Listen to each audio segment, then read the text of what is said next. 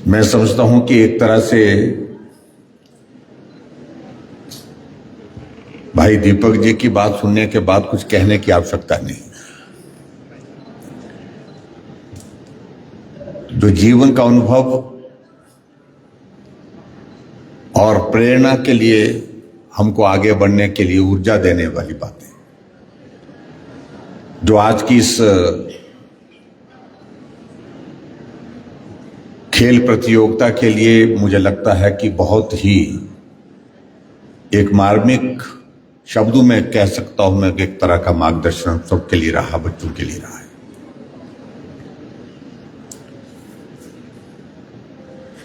मैं उनको भी बहुत बहुत बधाई देता हूं। और आज के इस कार्यक्रम में विशेष तौर से मुझे यहां पर निमंत्रण देने के लिए और आज के इस कार्यक्रम का हिस्सा बनने के लिए मुझे जो अवसर दिया गया, इसके लिए मैं प्रोफेसर बंसल जी, इनकी टीम का हृदय से आभार व्यक्त करता हूं और मंच पर उपस्थित सभी नेताओं का भी आभार व्यक्त करता हूं। मुझे कोई बहुत लंबी बात नहीं कहनी है, लेकिन मुझे इस बात का आनंद हो रहा है कि पूरे देश भर से 224 बच्चियां हमारे बीच में यहां पर पहुंची हैं देवभूमि हिमाचल प्रदेश में। और देवभूमि हिमाचल प्रदेश में ये हम सब का सौभाग्य है कि उनका अभिनंदन करें, उनका स्वागत करें। मैं सभी बच्चों का यहां पर स्वागत करता हूं, अभिनंदन करता हूं और अपनी शुभकामनाएं देता हूं कि आप आगे बढ़ें, आगे बढ़ करके अपने माँ बाप का नाम रोशन करें, अपना नाम रोशन करें, अपने संस्थान का नाम रोशन करें और अपने देश का नाम रोशन करें। हिमाचल छोटा सा प्रदेश है और छोटे इस प्रदेश में हमारा ये केंद्रीय विश्वविद्यालय धर्मशाला हालांकि अभी अपनी सुविधाओं से पूर्ण रूप से संपन्न नहीं हो पाया है। अपना कैंपस अभी बन रहा है, लेकिन उसके बावजूद भी आपको राष्ट्रीय स्तर पर पहचान मिली है और वो आपकी मेहनत के कारण मिली है, आपके परिश्रम के कारण मिली है। इसके लिए मैं आप सबको बधाई देता हूं और आज के इस आयोजन को भी यहां आयोजित करने की दृष्टि से आपको एक बहुत बड़ा, मुझे लगता है कि एक जिम्मेवारी आपको दी गई है। और स्वाभाविक रूप से जिम्मेवारी उस व्यक्ति को दी जाती है, उस संस्थान को दी जाती है जो जिम्मेवारी निभाता है। और उस दृष्टि से मैं दावे के साथ कह सकता हूं कि हमारा ये केंद्रीय विश्वविद्यालय धर्मशाला जो है वो बहुत जिम्मेवारी के साथ अपने काम को करते हुए अपनी पहचान में आगे बढ़ा है। मैं अभी यहां पर संबोधन हम नेताओं का तो होता है, हम तो कुछ करते नहीं, यही करते हैं। हमें बुला करके खड़ा करके भाषण देने के लिए कहा जाता है, हम भाषण देते हैं। लेकिन मैं ये भी देख रहा था कि यहां दीपक जी से पहले 2 संबोधन हमारी महिलाओं की ओर से भी हुए, पूजा जी की ओर से हुआ, सुमन शर्मा जी की ओर से हुआ। और आमतौर पर यह माना जाता है कि खिलाड़ी शरीर का उपयोग ज्यादा करता है, दिमाग का उपयोग ज्यादा नहीं करता है, क्योंकि उसको खेलना होता है। लेकिन मैं इस बात को लेकर के बधाई देना चाहता हूं, तीनों हमारे जो खिलाड़ी यहां पर मंच पर बैठे हैं, इन्होंने हम सब नेताओं के सामने एक बहुत बड़ी चुनौती खड़ी कर दी है। इतना बहुत बेहतरीन अपनी बात कही है पूजा जी ने, सुमन जी ने और दीपक जी ने, तो रखी ही रखी है। और ये हम सब लोगों के लिए संकट भी होता है राजनीतिक क्षेत्र में काम करने की। हमारे यहां पर एनक्रोचमेंट बहुत होती है। कोई अधिकारी रिटायर होकर क्या जाता है, वो बोलता है टिकट दो।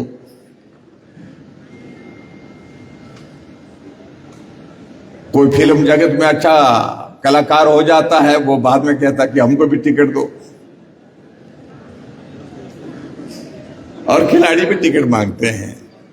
दीपक जी का उदाहरण नहीं दे रहा हूं, उनको बिना मांगे दिया गया था। और कोई प्रोफेसर यूनिवर्सिटी में पढ़ने के बाद थोड़ा रिटायर हो जाता है तो वो भी बोलता है जी अब मैं रिटायर हो गया, टिकट दो। तो इसलिए हम बहुत बड़े संकट में हैं उस दृष्टि से। लेकिन अच्छी बात है कि मैं मानता हूं कि ये प्रतिस्पर्धा स्वाभाविक रूप से सबके लिए होनी चाहिए, सिर्फ आप लोगों के लिए नहीं होनी चाहिए। और हमारे यहां हम लोग भी जीवन के अनुभव के साथ साथ जीवन के संघर्ष के दौर में गुजर करके आगे पहुंचे होते हैं। कई बार मीडिया के साथ ही बहुत कुछ लिखते हैं, बहुत कुछ बोलते हैं, उनको अधिकार भी है, लेकिन उसके बावजूद भी मैं मान करके चलता हूं कि कभी उस दौर को भी उनके देखना चाहिए, अध्ययन कर लेना चाहिए, जो संघर्ष के दौर में से लोग आगे बढ़ करके कहीं पहुंचे। मैं आज के इस अवसर पर बहुत लंबी कहानी नहीं बताना चाहता हूं, लेकिन मुझे इस बात की प्रसन्नता है कि हमारा ये केंद्रीय विश्वविद्यालय धर्मशाला लगातार आगे बढ़ता जा रहा है और मजबूती के साथ अपनी पहचान बनाने में हम सफल हो रहे हैं। और स्वाभाविक रूप से इस बात का हमें गर्व है कि हमारे देश को एक मजबूत नेतृत्व नरेंद्र भाई मोदी जी के रूप में मिला है, प्रधानमंत्री के रूप में। और भारत आज पूरे विश्व के मानचित्र पर अलग पहचान के साथ खड़ा है।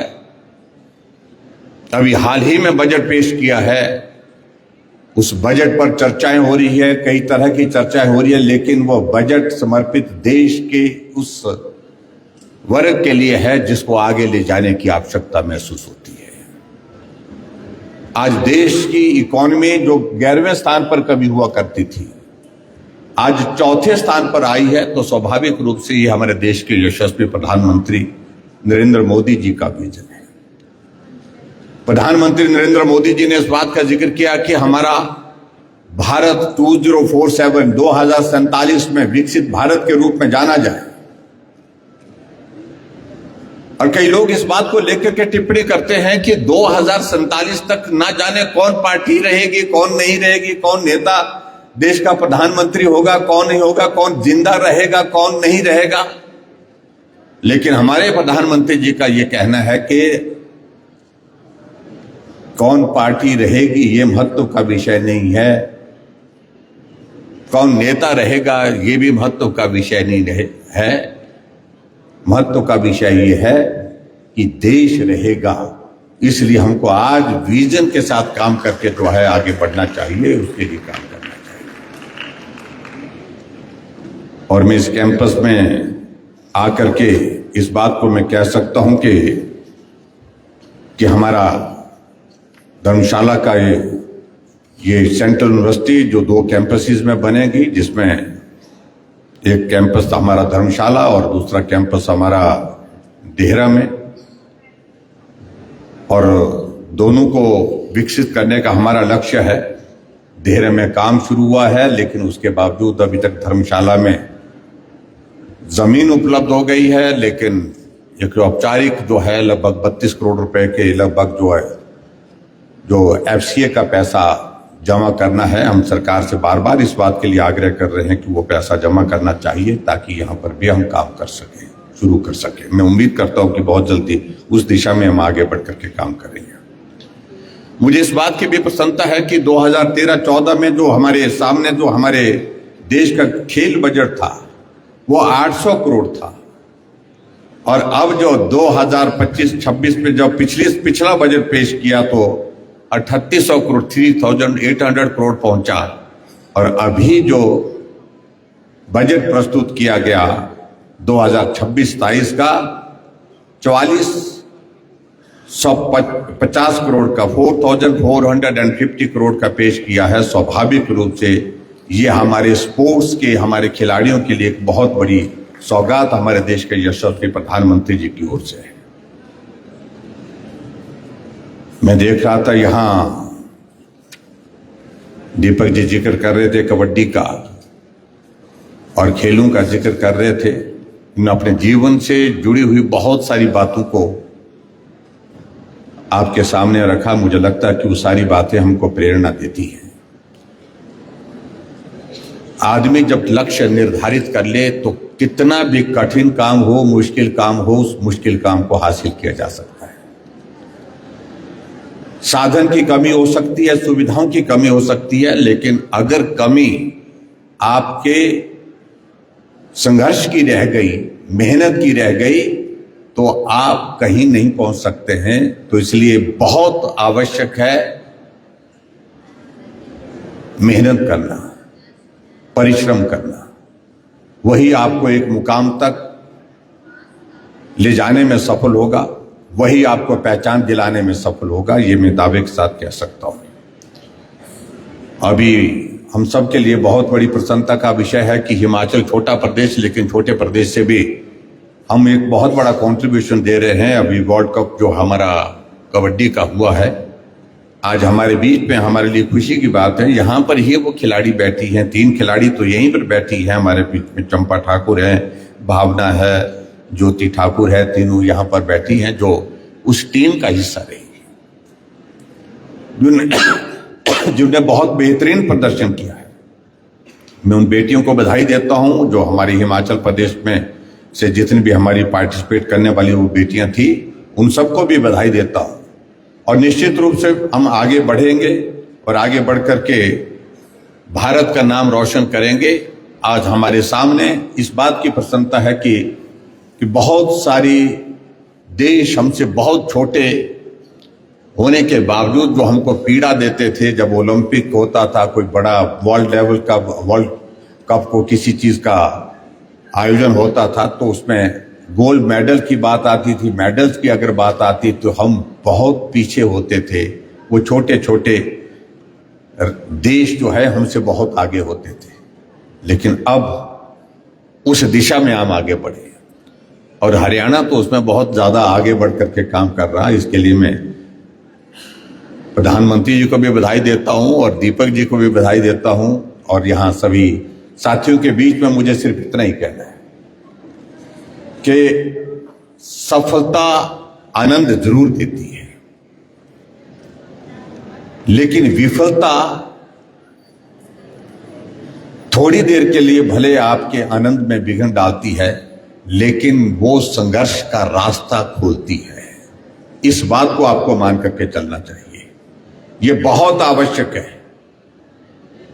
आपने इस बात को देखकर, हम यहां इस हॉल में बैठे हैं और इस हॉल में बैठ करके हम, क्योंकि इसमें रोशनी का प्रावधान तो बाहर से आने का अंदर नहीं है, लेकिन अंदर बैठ करके भी हम रोशनी में बैठे हैं। ये जो बल्ब यहां पर जल रहा है, थॉमस एडिसन जिसने इस बल्ब का आविष्कार किया, वो 1000 बार प्रयोग करते करते असफल हुआ, फेल हुआ। 1000 प्रयोग करने के बाद आखिरकार वो सफल हुआ, बल्ब जला और जलने के बाद फ्यूज नहीं हुआ, वो जलता रहा। सब लोगों ने ताली बजाई, लेकिन तब तक किसी ने ताली नहीं बजाई थी जब तक वो बल्ब जलता था, बुझता था। वो प्रयोग करता था, जलता था, बुझता था, जलता था, फ्यूज हो जाता था। जब वो सफल हुए तो सफल होने के बाद सब लोगों ने उनसे पूछा कि आप इतनी बार असफल हुए, इतनी बार फेल हुए, आपको इस बात की पीड़ा नहीं है, इस बात का दुख नहीं है? तो उन्होंने एक बात कही कि अगर मैं सफल हुआ हूं तो असफलता ही उसका आधार है। बार बार असफल होने के बाद मैं इस बात को कभी स्वीकार नहीं करता हूं कि मैं असफल हुआ हूं।